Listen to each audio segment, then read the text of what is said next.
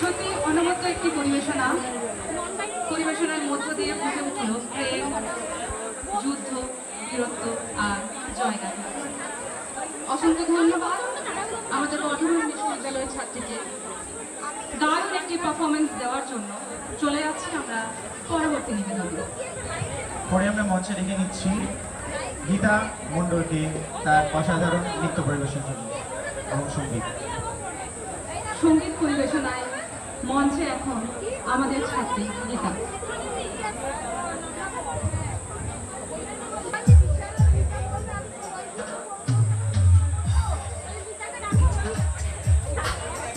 Hello.